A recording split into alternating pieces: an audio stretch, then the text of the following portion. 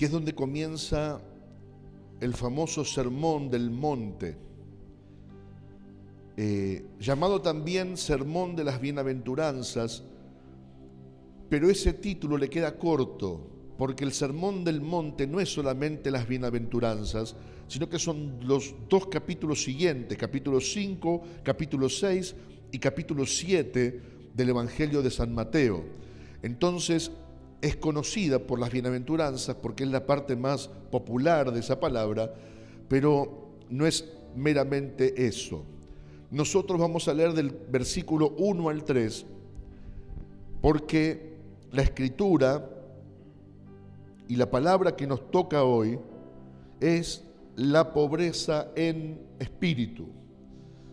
No la pobreza de espíritu, sino la pobreza en espíritu.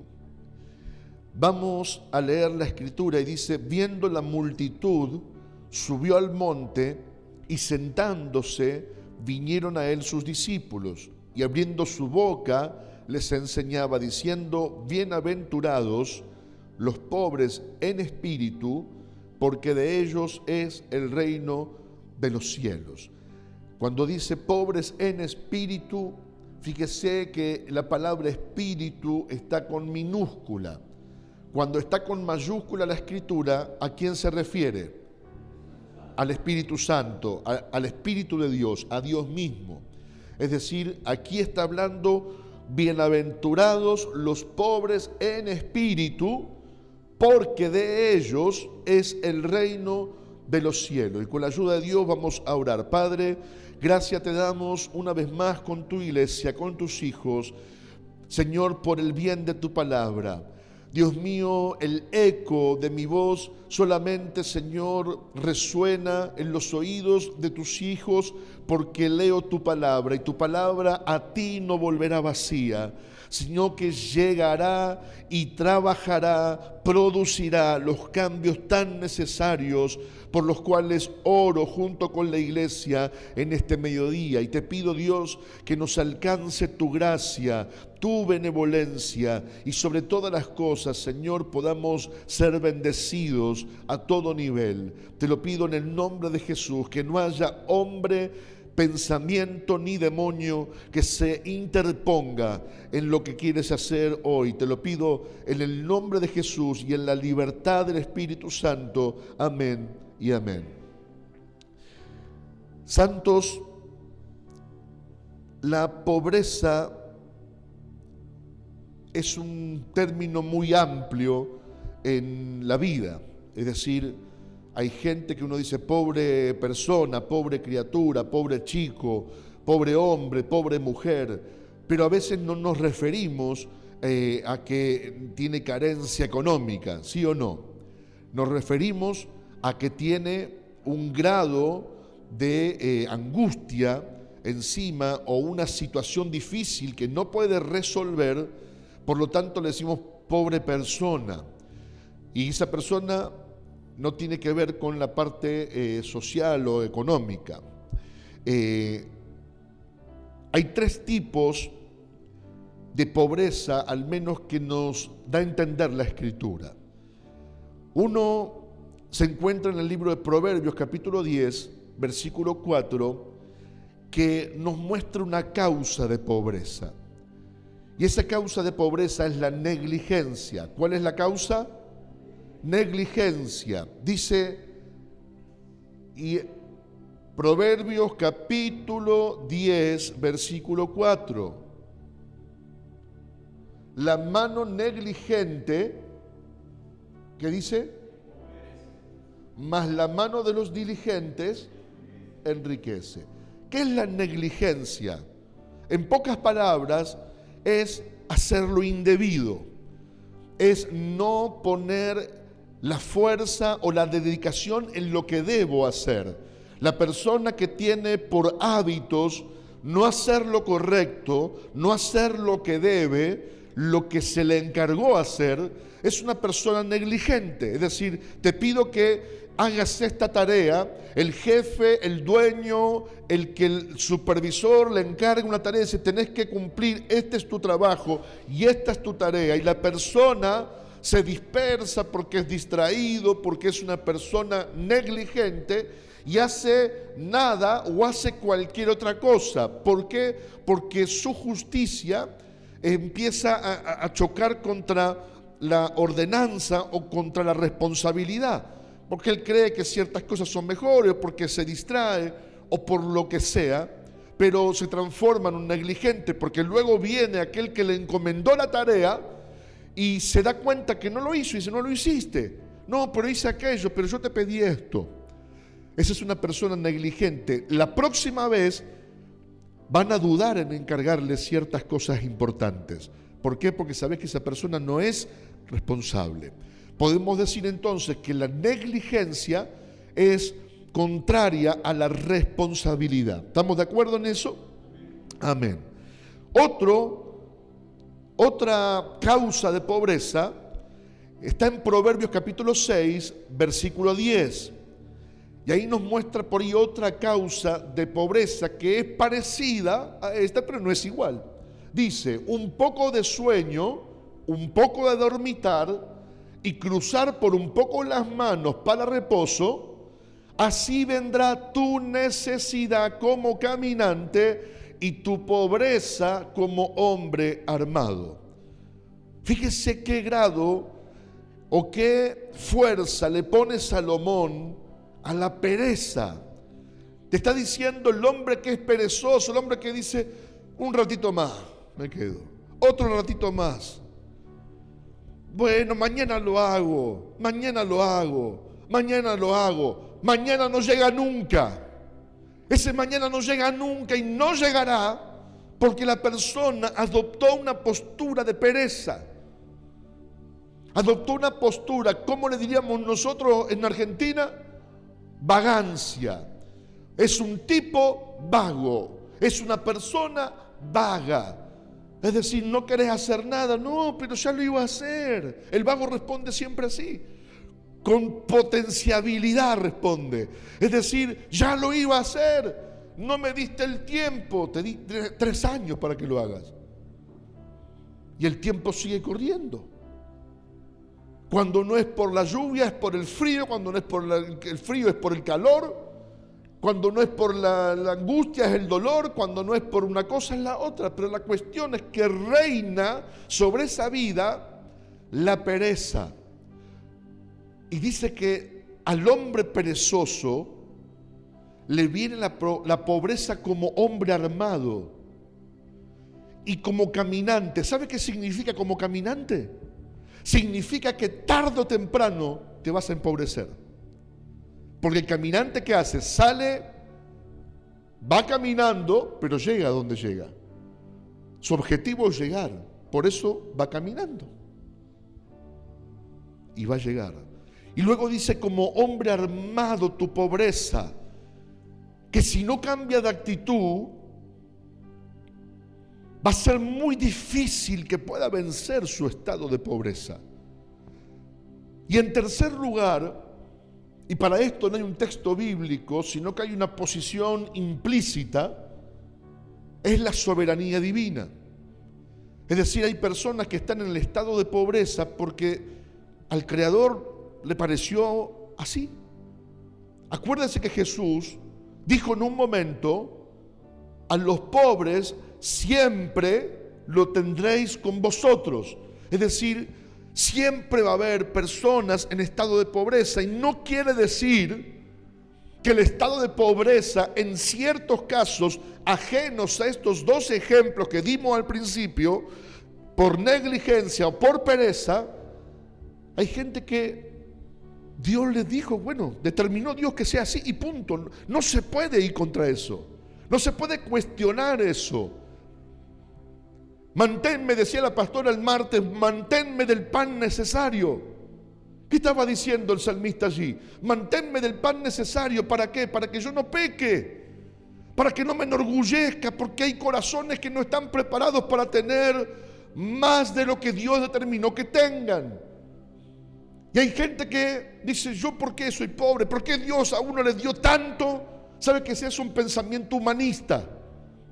Por eso muchos movimientos políticos se fundan en esos pensamientos de injusticia, entre comillas, pero no tienen a Dios como el centro de sus vidas. Entonces, ¿qué dicen esos movimientos humanistas, políticos? Dicen, no es justo que unos tengan mucho y otros no tengan nada. Por lo tanto, hay que sacarle a estos que tienen mucho y distribuir la riqueza entre los que no tienen nada. Y los que no tienen nada, ¿qué dicen? Pero no está bien. Y no funciona así, porque la Biblia funciona con soberanía. Es decir, nos sujetamos a lo que Dios nos da. Nos sujetamos al destino que Dios nos pone y somos felices. No escuché su amén. Somos felices porque si tengo a Dios, cantábamos recién, si te tengo a ti, lo tengo todo. Ahora, pero si lo tengo a Dios y soy un vago, lo tengo a Dios y soy un negligente, soy un perezoso, no puedo decir que Dios me hizo nacer pobre para que sea pobre. En realidad, sos pobre y estás en esa condición porque no salís de tu necedad, no salís de tu cambio de mente, no reconoces que es por tu causa esa situación y esa condición.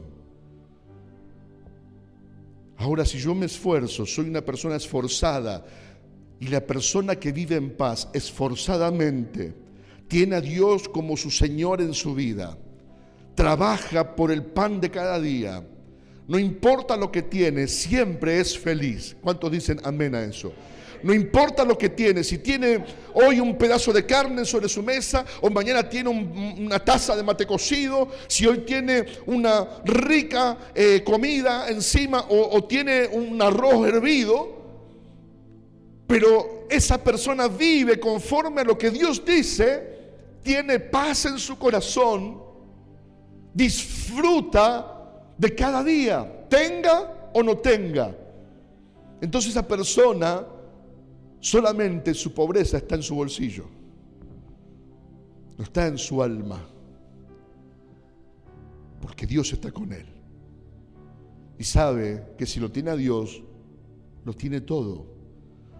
El sabio Salomón, mire, no era rico, era súper rico. Salomón tenía su trono hecho de oro sólido, donde apoyaba sus brazos eran 2 cabezas de leones de oro sólido. Los escudos de su guardia real eran de oro sólido. Salomón dijo, todo lo que vieron mis ojos, de todo lo que vieron mis ojos, yo sacié mi alma.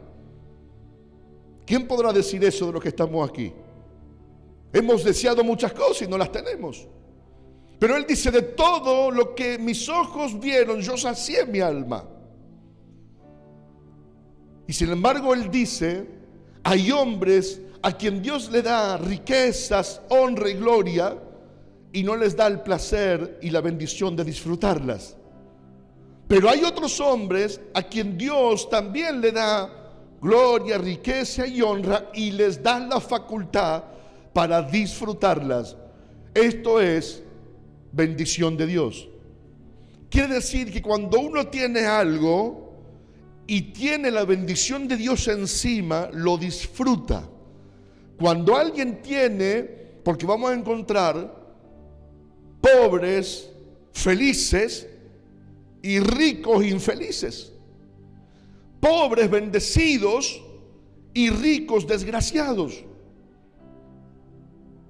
Tiene que ver con la bendición de Dios sobre mi vida. No tiene que ver cuánto hay en mi cuenta del banco. Tiene que ver con saber quién soy yo. Pero aquí Jesús va más profundo. Y ahí es donde usted tiene que ponerse el cinturón. ¿Se puso el cinturón ya? Porque si choca se va a ir contra la pared. Jesús habla del espíritu humano. ¿Sabe lo que representa el espíritu humano? El espíritu representa ¿cuál es el concepto que yo tengo de mí mismo? ¿Cuál es el concepto que yo tengo de mí mismo? Esa actitud de quién soy yo, de cuál es el concepto que yo tengo de mí mismo, es lo que Jesús dice, ese concepto debe ser pobre.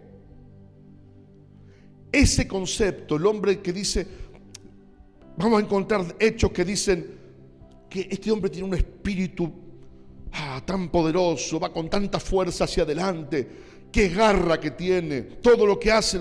Bueno, de ese espíritu se habla. Eso podemos decir que es un hombre que tiene un espíritu de avance. Pero Jesús está diciendo, ¿cuál es el concepto que tienes de ti mismo en el espíritu? En ese espíritu que te diferencia de otros, ¿cuál es a los ojos tuyos, mirándote en un espejo espiritual, qué piensas de ti mismo? Y no, yo soy un tipo bueno, un tipo bárbaro, yo soy un tipo así, un tipo asá. Le doy gracias al Señor por todo, pero si no fuera por esto, por mi fuerza, si no fuera por mi empeño, si no fuera por todo lo que yo hago, nada pasaría. Es Dios, pero si no fuera por mí, nada pasaría. Aprendan de mí.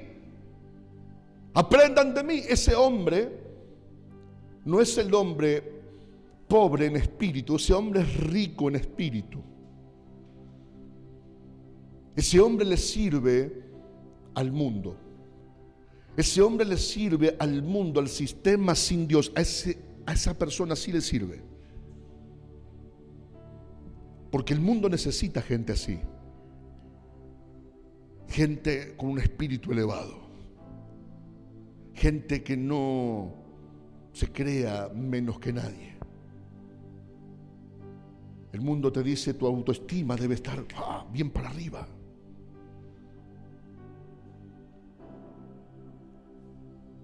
Y Jesús te dice, tu autoestima debe estar sujeta a la de Dios. De hecho, Él dice, nadie tenga mayor concepto de sí mismo del que debe tener. ¿Y cómo sé eso? Cuando te estás pasando la raya. Cuando crees que solamente vos haces las cosas bien. Cuando crees que nadie es como vos. Cuando crees que tu caminar es el único derecho. Cuando nos subimos al caballo de la egolatría y nos tenemos como nosotros mismos, como los mejores. Jesús nos enseña que no está bien. Mire lo que dice la Biblia. La palabra que usa para pobreza en este texto es una palabra griega que se pronuncia tojos. Tojos. Es la misma palabra que usa en la parábola de el mendigo, Lázaro y el rico. ¿Se acuerda cuál era la parábola del mendigo y Lázaro, o Lázaro y el rico? Dice que el mendigo llamado Lázaro era un hombre que estaba lleno de llagas, enfermo. Lo podríamos catalogar de un pobre, de un pordiosero, de un linchera, al que todos pasaríamos y apretaríamos la nariz porque tendría feo olor. Dice que él estaba abajo de la mesa comiendo de las migas que se caían de un banquete. Bueno, cuando habla de Lázaro, el mendigo, la palabra usada para mendigo es tojos. La misma palabra que usa Jesús acá cuando habla de pobre en espíritu. Cuando conocemos esa historia nos damos cuenta que el hombre en esa condición no tiene ni esperanza. Como iglesia nos ha tocado ayudar a gente en esa condición. pasar y atender algún tipo de sus necesidades. Pero nos damos cuenta que es tal su nivel de pobreza en espíritu que es muy difícil, casi imposible, que salga de esa condición. Hay tantos programas de iglesias que tienen que ver con la fe o incluso laicos que ayudan al necesitado, que van, buscan al linchera, al que está en la calle, lo sacan, lo limpian, lo bañan, le dan ropa limpia, lo peinan. En las redes vemos que lo llevan a las barberías, le hacen cortes, parecen actores de cine, pero nadie muestra el después. Nadie muestra qué pasará con esa vida un año después. Sin temor a equivocarme, te digo que vuelve a la calle, a su estado anterior. ¿Por qué? Porque pasa por aquí el tema. Pasa por la condición de su alma, no pasa por los billetes. Algo hay que lo depositó en esa condición, que vive de lo que otros pueden darle, depende de la limosna de otros. Si alguien no les da, no viven, no comen. Lo raro que Jesús dice que debemos ser así. Por eso le dije se ponga el cinturón. Jesús dice que tú, ser espiritual, el espíritu del hombre que tenés vos como persona, debe ser así para con Dios. Debes reconocer que sin Dios no eres nada. Debes reconocer que todo lo que eres, por Dios lo eres. Pero no de aquí, del piripipí, como decía alguien. No de aquí. Porque tenemos también otro ejemplo bíblico en Lucas capítulo 18, versos 9 al 14. Lucas 18 nos muestra un ejemplo que todos podemos entender y rápidamente captar el mensaje.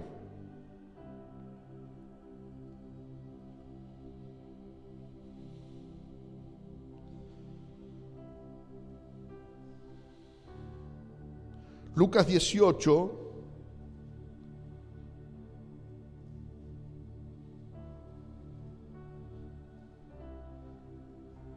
a unos que confiaban en sí mismos como justos y menospreciaban a los otros, dijo también esta parábola. Así arranca el evangelista. Fíjese cómo arranca. A unos que confiaban en sí mismos como justos, es decir, yo soy una buena persona, y menospreciaban a los otros, dijo esta parábola. Dos hombres subieron al templo a orar. Uno era fariseo, es decir, doctor en las escrituras, y el otro publicano, cobrador de impuestos. El doctor en las escrituras, puesto en pie, oraba consigo mismo de esta manera: Dios, te doy gracias porque no soy como los hombres, ladrones, injustos, adúlteros, ni aun como este publicano. Ayuno 2 veces a la semana, doy diezmos de todo lo que gano. Mas el publicano, estando lejos, no quería ni aún alzar los ojos al cielo, sino que se golpeaba el pecho diciendo: Dios, sé propicio a mí, pecador. Os digo que ¿sabe quién está hablando aquí? Jesús. No está hablando Cristian Lobos ni un cachito cara de queso, está hablando Jesús. Os digo que el último, descendió a su casa justificado antes que el otro, porque cualquiera que se enaltece será, qué triste, porque lo dice el autor de la fe, lo dice el dador de la vida, el que dijo y todas las cosas fueron hechas. Te está diciendo: el que se enaltece será por una mano superior humillado. Mas el que se humilla, es decir, el que se siente menos ante esa mano invisible, será enaltecido.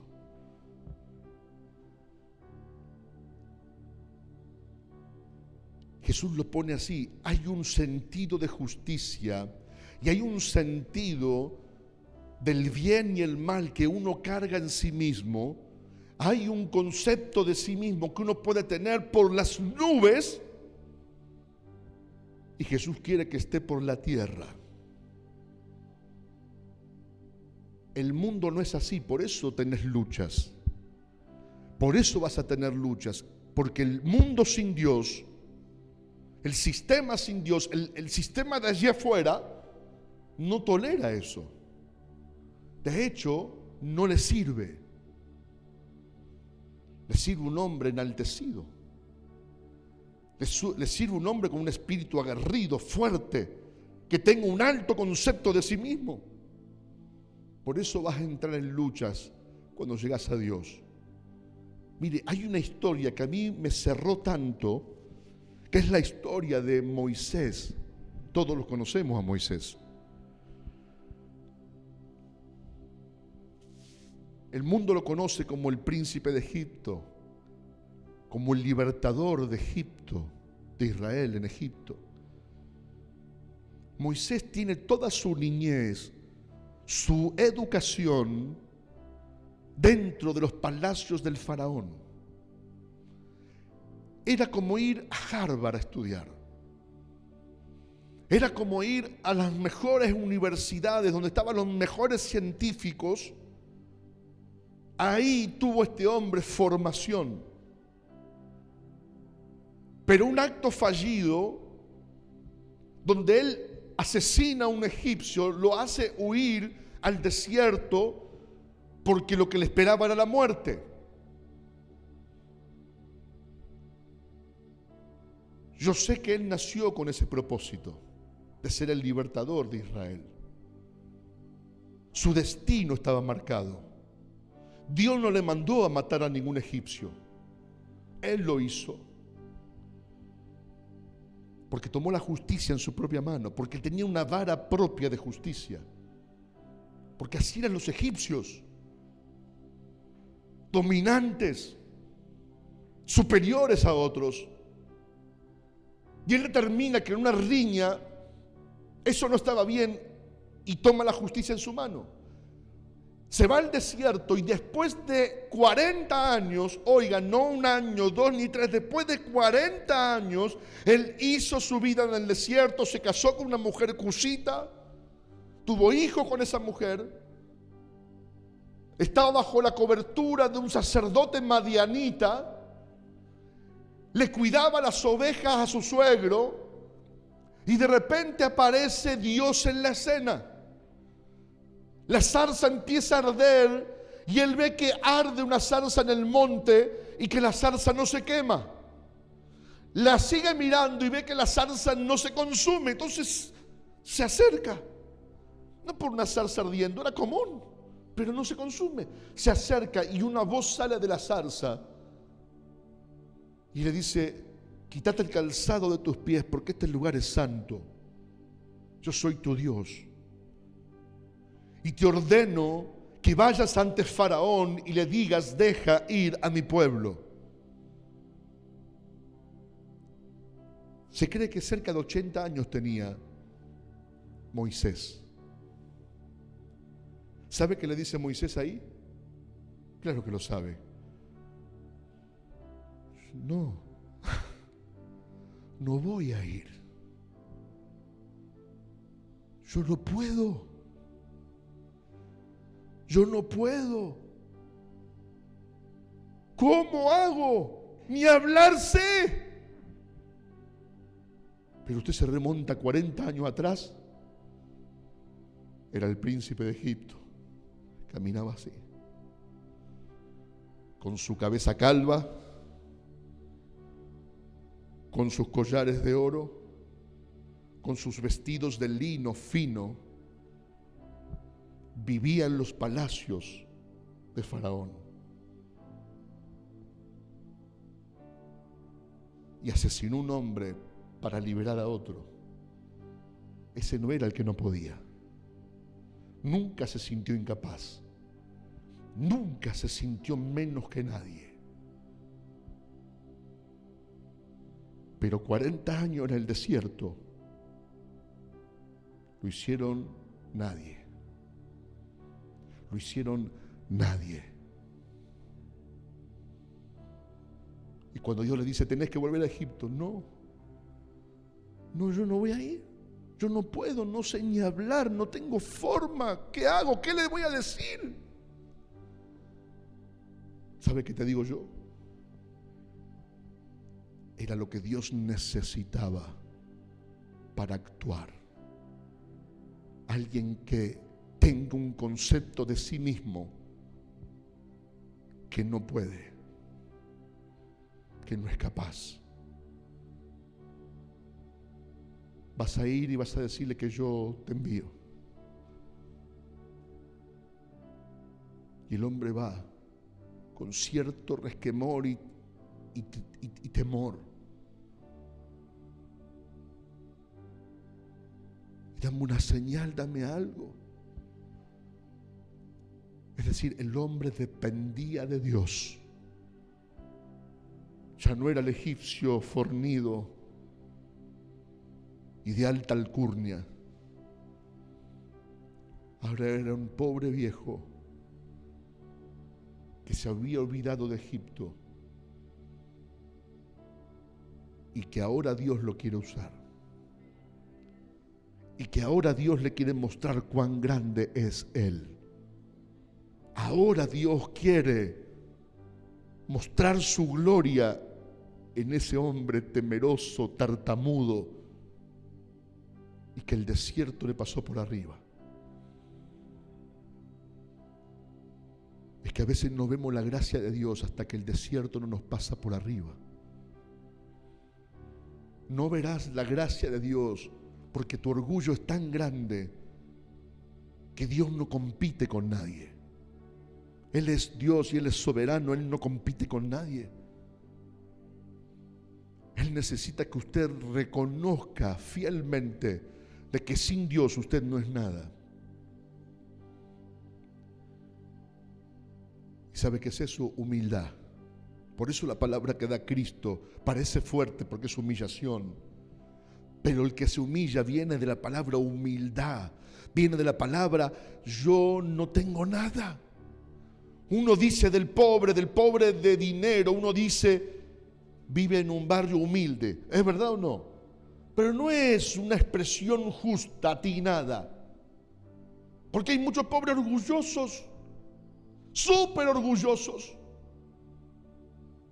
Por eso dice la Escritura que he visto ricos de a pie y pobres de a caballo. Porque está en el espíritu del hombre el tema. Por eso lo que lo transforma a Moisés son 40 años de desierto. Conocemos la historia, el hombre va delante de Faraón y libera al pueblo. Se abren mares, pasan cosas extraordinarias que en otro tiempo no hubieran pasado. Ahora yo no quiero que el desierto me pase por arriba.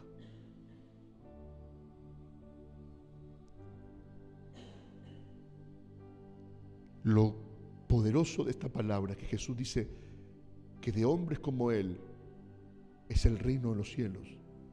¡Wow! De hombres como ese, de hombres como Moisés que decían, yo ni hablar sé, yo no sé cómo voy a hacer esto. Estás hablando de Faraón. Se crió con Ramsés. Pero no era el mismo.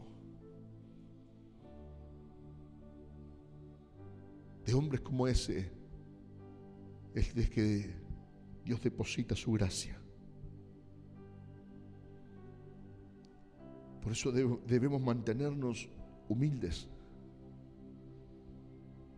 Y cuando se nos quiere subir la mostaza y la pólvora, bajar un cambio.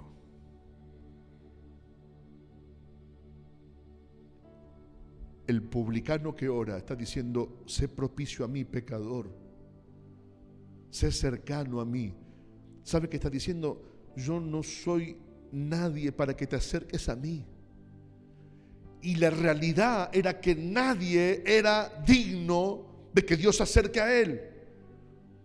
Romanos capítulo 3, verso 23 dice: por cuanto todos pecaron y están destituidos de la gloria de Dios. La diferencia es que uno lo sabía y el otro no. Que hay gente que cree que está yendo hacia el cielo y no sabe que no lo está haciendo.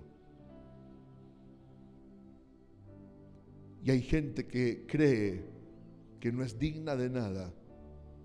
Y Jesús te está diciendo: vas por buen camino. Vas por buen camino. Vas por buen camino.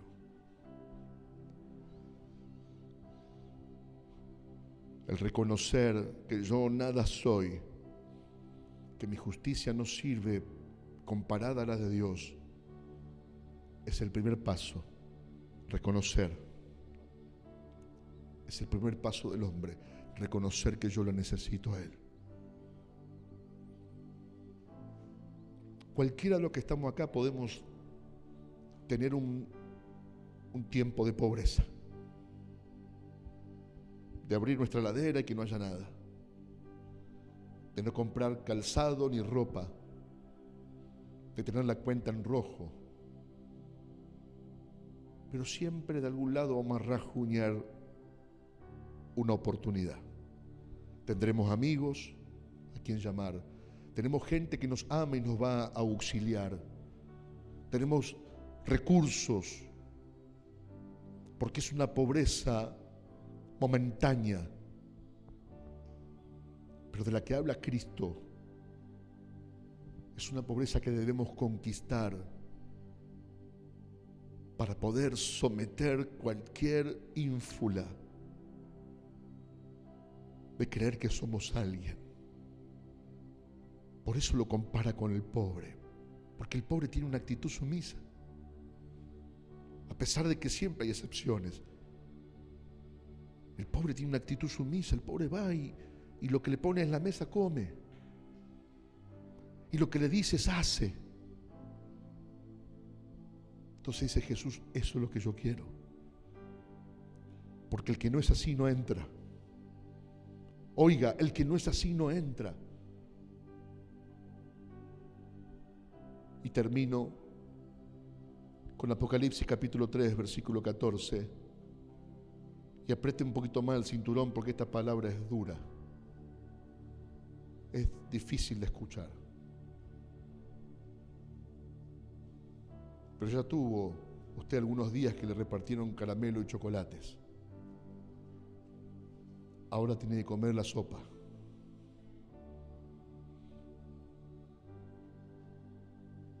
Apocalipsis capítulo 3, versículo 14. Y escribe al ángel de la iglesia en la Odisea: y aquí el amén, el testigo fiel y verdadero, el principio de la creación, dice esto. Yo, ¿qué dice? Wow. Dios, Jesucristo, dice: yo conozco, ¿qué? Él me conoce, que ni eres frío ni caliente. Ojalá fueses frío o caliente. Pero por cuanto eres tibio y no frío ni caliente, te vomitaré de mi boca. Porque tú dices, mire lo que dice, tú dices, esto le habla al hombre: yo soy rico y me he enriquecido y de ninguna cosa tengo necesidad. En otras palabras, trasladando esto a lo espiritual, es una persona que dice: yo no necesito de Dios. Yo soy autosuficiente. Yo soy autosuficiente, soy una buena persona. No necesito de arrepentimiento, no necesito absolutamente de nada, porque yo lo tengo todo. Soy bueno, la gente me quiere, mi familia me quiere, yo hago las cosas bien. Tú dices: yo soy rico y me he enriquecido y de ninguna cosa tengo necesidad. y no sabes que tú eres un desventurado, miserable, pobre, ciego y desnudo. ¡Wow! Pero yo rescato una palabra de esto, que es clave. Mejor dicho, son dos palabras, pero es una afirmación. No sabes. No sabes. Es decir, crees que eres tal cosa, pero no sabes que no eres. Y lo triste es que la persona que vive así y no sabe, sigue viviendo así, en error, y está cada día más cerca de su condenación que del reino de los cielos. Lo que dice el versículo 14, y escribe el ángel, ¿a quién? El ángel de la iglesia, es decir, está hablando a gente de la iglesia. No diga, le está hablando al que no tiene a Dios. No, le está hablando a la gente que está en la iglesia. A usted y a mí, que somos parte de la iglesia. Quizás no seas la persona, porque ante los ojos de Dios dirán, no, yo soy una persona humilde y está bien. Pero le habla gente de la iglesia que dice que no tiene necesidad de Dios, que se mantiene firme, que está bien, que soy buen creyente, que soy una persona que vive el sueño del Hijo de Dios. Pero dice, no sabes, mas yo sí sé. No sabes que eres todo lo contrario. Eres desventurado, eres miserable, pobre, ciego y desnudo. Y aquí te da la solución. Y presta atención, porque aquí va la solución. Por tanto, yo te aconsejo que de mí compres oro refinado en fuego. Esa expresión es someter al metal al crisol. Y cuando el metal se somete al crisol a cierta temperatura, se derrite. Y el orfebre va quitando la espuria, va quitando los otros metales que permanecen en la superficie y se diferencian por su color. El oro se mantiene como el crisol, y la espuria la va sacando, opaca, la va quitando de ahí porque está contaminado. Pero sin fuego no se puede detectar. Usted puede tener una pieza de oro mezclada quizás con plata, con estaño, con bronce, pero cuando es sometida al fuego, salta la ficha. Cuando es sometida al fuego, se expone lo que es oro de lo que no lo es. Y ahí se saca el oro puro. Y dice, este oro es de 24 quilates. Y Jesús está diciendo, yo te aconsejo que pases por el crisol. Yo te aconsejo que pongas tus obras a prueba, para que en esa prueba te des cuenta que está mal y que está bien. Es un autoexamen, hermanos. Nadie podrá señalarte porque no te conoce por dentro. Eso es un autoexamen que uno debe hacerse y decir en qué condición yo estoy. Y ese examen lo hacemos a través de Cristo. Ir a Cristo y decir, Señor, yo reconozco que he pecado. Yo reconozco que fuera de ti no soy nadie. Yo reconozco que tú eres la vid y nosotros los pámpanos, y que apartado de ti no puedo hacer nada. Porque Él es el único que tiene ese oro puro. Compra de mí ese oro refinado en fuego para que seas rico, y vestiduras blancas para vestirte, y no se descubra la vergüenza de tu desnudez. ¿Sabe cuándo se va a descubrir la vergüenza de la desnudez? El día del juicio. el día de Jesucristo, lo triste es que ahí ya no se puede hacer nada. Lo triste es que ahí con las ropas que llegaste, con esas ropas te quedás. Y el que no está vestido adecuadamente no entrará a las bodas del Cordero. Por eso el consejo de Cristo es acá y ahora. Qué lindo que es Jesús,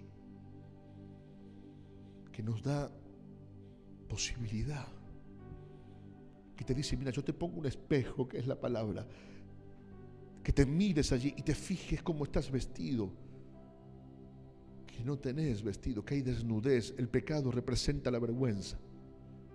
Hay cosas que corregir, hacelo y vestite de las ropas que yo te doy para que cubras tu desnudez y unge tus ojos con colirio. ¿Sabe para qué? Porque la gente cree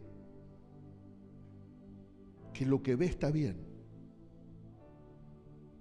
Entonces Jesús te dice, échate unas gotitas para que veas claramente. Porque lo que has visto hasta ahora no es más que ilusión y mentira.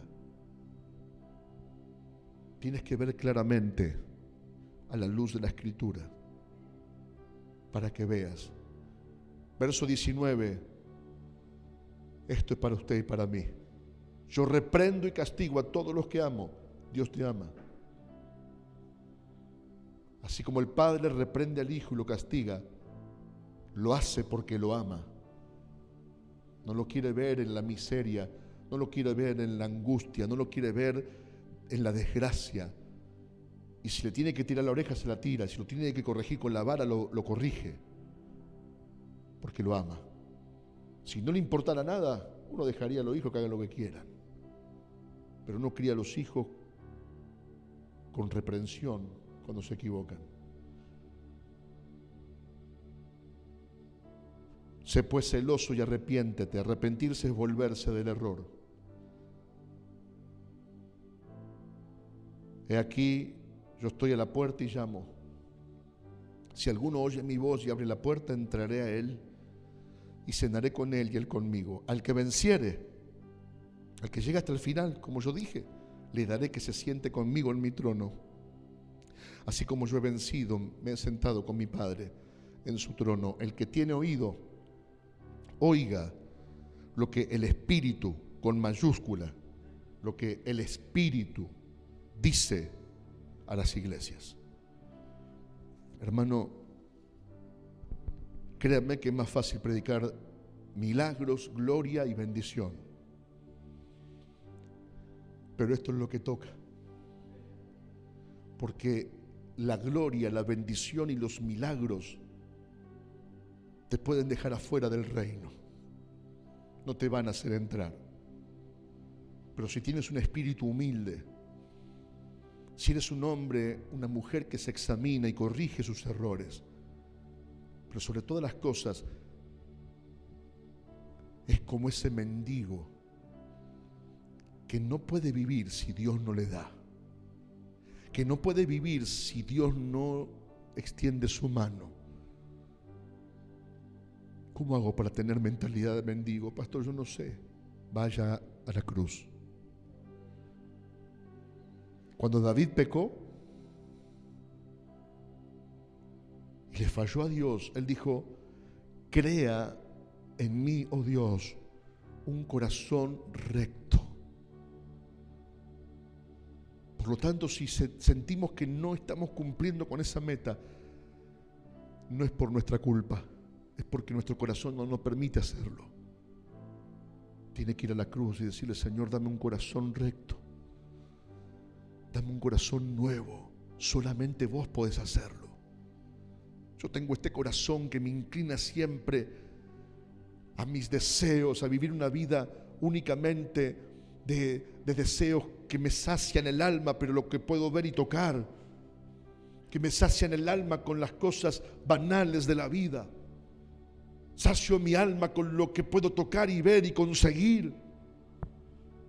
Pero ¿sabe qué? Eso es pasajero. El placer de disfrutar algo en esta vida dura muy poco. Es lindo irse de vacaciones, pero mientras está uno ahí, está bárbaro. Después tiene que pagar las cuentas, se acabó el placer. Duró un poquito el placer, pero después viene la tarjeta de crédito. Se acabó el placer. El placer de comprarse algo en el shopping, usted va, lo compra. Alegría. Qué sensación nos da. Y cuando llegamos a casa se fue la sensación. Es pasajero. Pero lo que Dios te propone dura para siempre. ¿Cuál es mi propuesta hoy, hermano, amigo querido? Mi propuesta es que usted haga oído a lo que Jesús dijo. Que lo escuche. Que vaya a Él y compre oro refinado en fuego. Y que le pida a Dios que pueda depender de Él. Moisés le dijo, ¿qué hago? Yo no puedo. Y Dios le dijo, yo sí puedo. Vos vas a ir y te voy a dar la autoridad para que hagas un montón de cosas. Pero en el hombre que entendió que no podía solo. Ese es el corazón del mendigo. El corazón que dice, yo no puedo ni tengo, a pesar de que usted tenga su cuenta llena. Dile, Señor, todo lo que soy es por ti. Todo lo que tengo es por ti. Pero una sola cosa no me puede faltar. Es tu presencia conmigo. Me puede faltar el dinero. Me puede faltar la oportunidad. Me puede faltar el trabajo, los deleites de mi mesa. Pero no me puede faltar tu presencia. Porque todo lo otro es pasajero. Hoy puedo estar mal, mañana estoy bien. Hoy puedo tener escasez, mañana tengo abundancia. Pero si te tengo a ti, lo tengo todo. Amén. Póngase en pie, por favor, si puede hacerlo.